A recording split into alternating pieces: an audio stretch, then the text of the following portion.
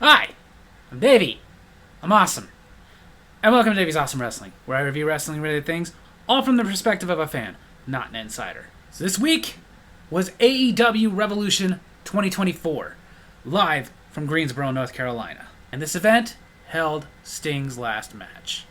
Let's get into it. The opening match was for the AEW TNT Championship. Daniel Garcia challenging Christian Cage.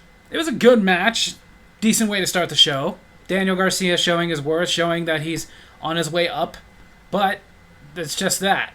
Whereas we knew this was kind of a proving ground match for Daniel Garcia, I don't think anybody believed that he was walking away with that title. Because it's pretty clear that Adam Copeland was supposed to be the one who challenged, but the injury he sustained put Daniel Garcia in there. And it kind of went the way we felt it was going to go. When Killswitch chokeslammed Daniel Garcia from the apron. But then out came Daniel Garcia's buddy, his confidant, Daddy Magic Matt Menard, who basically beat on Killswitch, getting him away from the ringside area. Be nice if Matt Menard actually started wrestling instead of just coming out and being a personality, but whatever. But problem there was Nick Wayne was still there, who struck Daniel Garcia, allowing Christian Cage to get his finisher, the Killswitch, onto Daniel Garcia, getting the pin and the win, and retaining his TNT Championship. Like I said, it was a good way to start the show. Not fantastic, not wonderful, but good.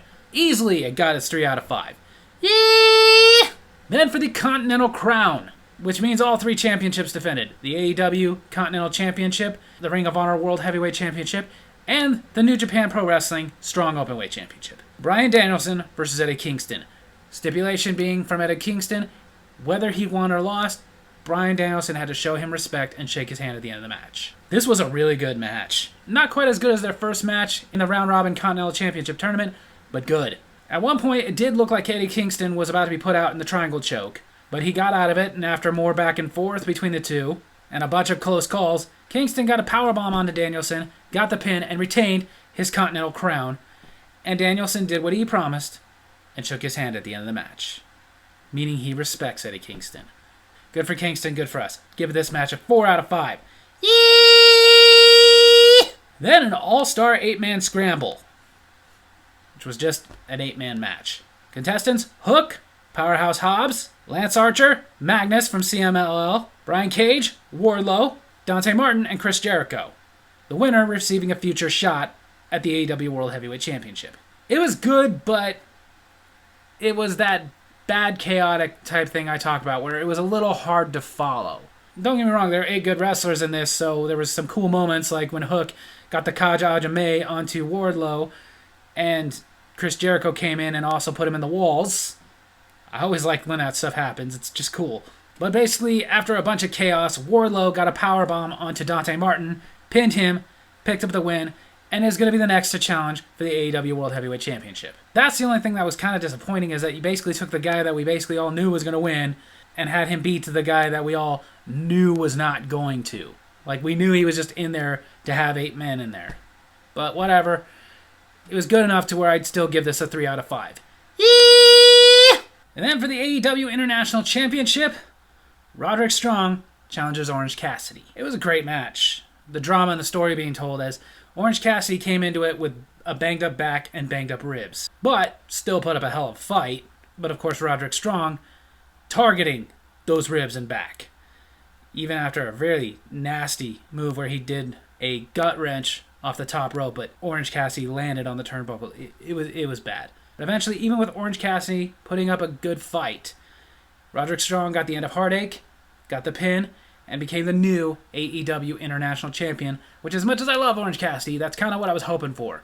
One, I feel Orange Cassidy kind of needs to move on to something else, and with Roderick Strong, not only did I want him to finally get a title, but I like this Undisputed Kingdom, and I want to see it advance. Not only that, but one of the most exciting things was right after the match, out came Kyle O'Reilly, returning to AEW from injury, finally. Gave Roderick Strong a hug, made it clear that he's not his enemy. However, the other members of the Undisputed Kingdom, they offered him an Undisputed Kingdom t-shirt, basically making him a part of the group, and he politely refused it. So this may lead to a rivalry between him and the Undisputed Kingdom. Maybe he'll still be in the Undisputed Kingdom. We don't know. We'll find out. That's exciting. And this match, easily a 5 out of 5. Yee!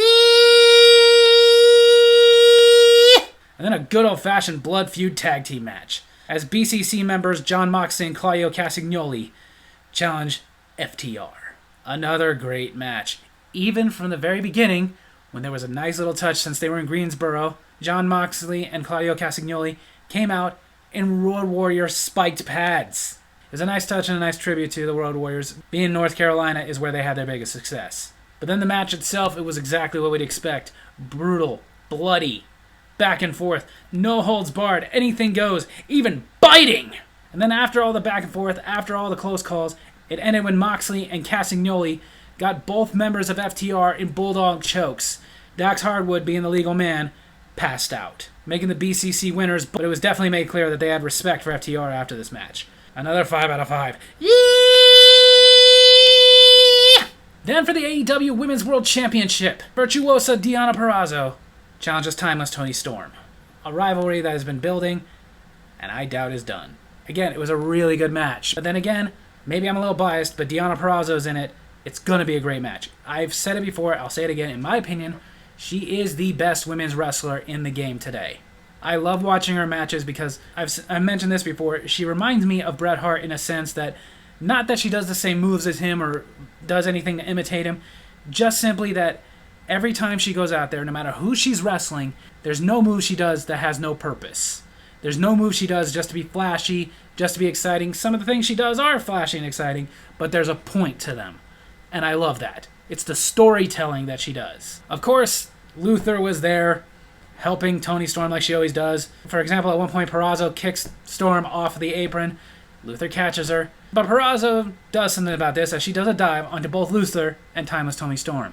But then Deonna Purrazzo has Timeless Toni Storm in the Venus de Milo arm trap. Toni Storm is tapping, but Luther was distracting the referee, and Mariah May distracted Deonna Purrazzo, allowing Toni Storm to recover, get the Storm Zero, and the pin, retaining her AEW Women's Championship.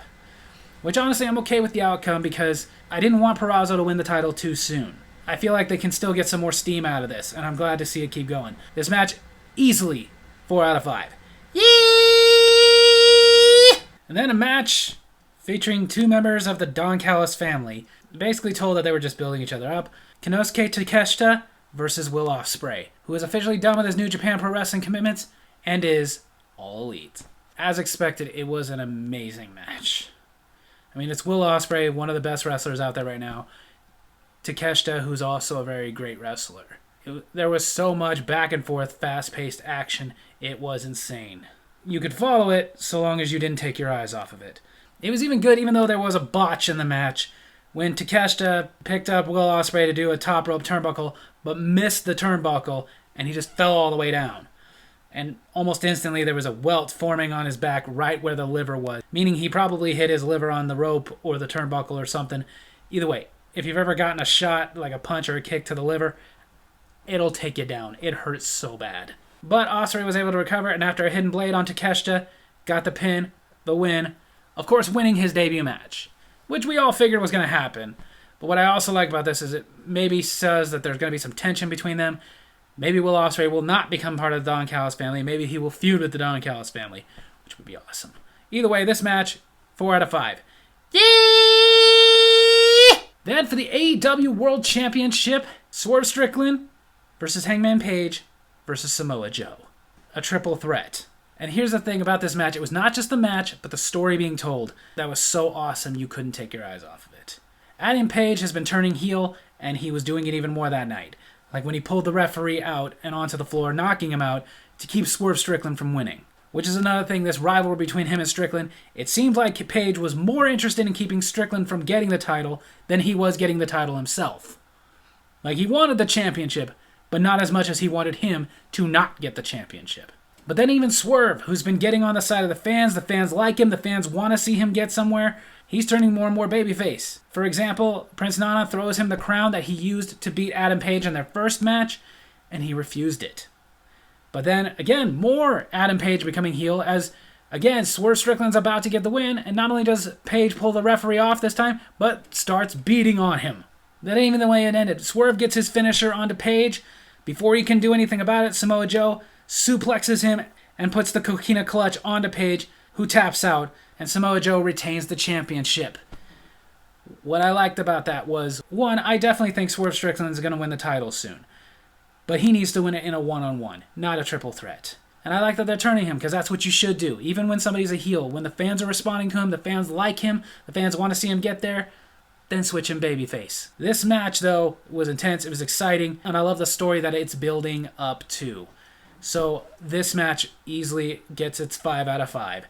Yee! Then the main event, which I'm happy they did make the main event. Sting's last match. A tornado tag team match for the AEW Tag Team Championships. Of the Young Bucks, Nicholas and Matthew Jackson versus tag team champions Sting and Darby Allin. This match was definitely emotional.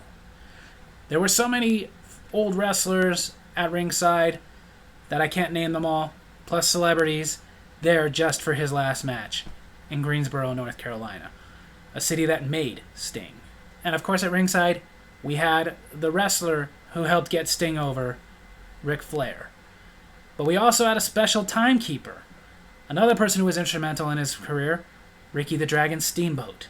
And as a nice little touch and tribute, Sting's sons entered with him dressed as different versions of Sting. One of his sons dressed as Surfer Sting, the other son dressed as Wolfpack Sting. And the thing is, though, is everybody would get involved in this match. Ric Flair, Ricky Steamboat, and Sting's sons all would end up being in this match at some point. The match itself, don't get me wrong, it was a good match. It was a hardcore match. It was brutal. There was glass, there was tables, there was chairs. But the thing about it is the match was secondary to the emotion going on that night of getting to watch Sting's final match, his retirement match, and seeing which way was it going to go.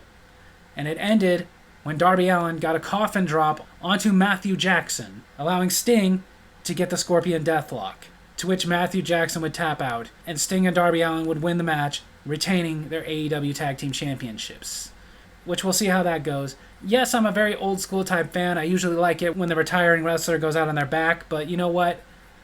If anybody deserved to go out on top, it was Sting. I'm glad he ended his career as a champion, and I'm glad he got to end his career on his terms. There was no way this match was going to get less than a 5 out of 5. Yee! So AEW Revolution 2024 overall was a really good show. Like AEW does constantly, and it was refreshing to get such an entertaining show. There were a couple of 3s, some 4s, plenty of 5s. Which is another thing I like, is there wasn't a single match on this card that I would say was bad. Not to mention, it was a storytelling event. There are so many stories that are going to keep going thanks to this event. The Deonna Purrazzo versus Toni Storm rivalry is obviously not done. The Swerve Strickland versus Hangman Page, Swerve Strickland on his way to getting the World Championship, not done. In fact, even his babyface turn is not done. Because I think we all know that sooner or later, Prince Nana's going away. Will Ospreay and his association with the Don Callis family, still up in the air. Now we got Kyle O'Reilly returning. Is he going to be part of the Undisputed Kingdom? Is he going to feud with them? We'll see. Sure, there was a couple of rivalries that we felt culminated at this event, like BCC versus FTR and Eddie Kingston versus Bryan Danielson, but we'll see. The only match that I would say could have been left off this was the 8-man scramble.